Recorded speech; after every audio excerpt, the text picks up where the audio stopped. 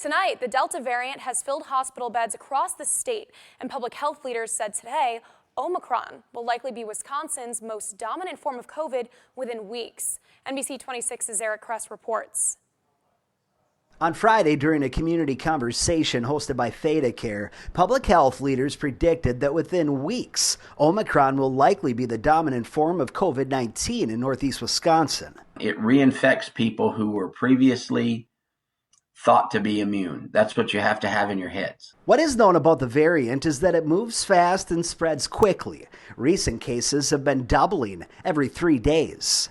Think of this as if we were the weather service, we are letting you know that there is a Category 5 hurricane coming at us. The positive news is that people who contract Omicron are about 30% less likely to be hospitalized when compared to the Delta strain.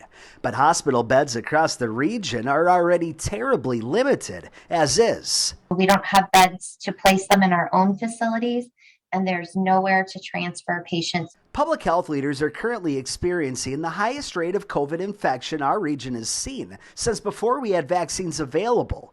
And with a more transmissible variant starting to infect our community, they're sounding the alarm. It's very clear that we are right at the edge of a very serious event in the pandemic. One clear solution to help keep people out of the stressed hospital systems is to get vaccinated and your booster shots as soon as possible. We are on the edge of our opportunity to make a meaningful impact on what's coming right now. Because as doctors have stressed since the introduction of vaccines a year ago, they've been proven to help prevent serious sickness from the virus and in turn have kept many people who are infected out of the hospital.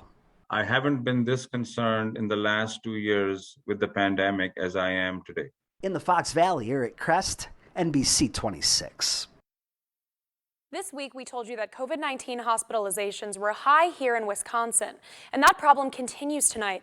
In the Fox Valley, nearly 150 people are currently hospitalized by COVID-19, including 22 who are in the ICU. As you can see, the availability of beds remains low.